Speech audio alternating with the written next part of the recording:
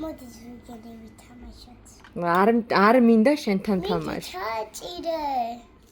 ჩაჭირე. მანდაც მატყუებ რაღაცებს. რატო გატყუებ?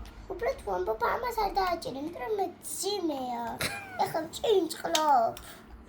კი, შენთან. მე არ ვარ ჭინჭყლი ბავშვი. კი, შენთან თამაში მტრისას. მე თამაშე. გეთამაშები, მაგრამ ჭინჭყლობ ხოლმე.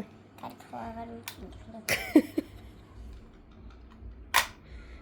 სულ მოგებული ვერ იქნები. რა,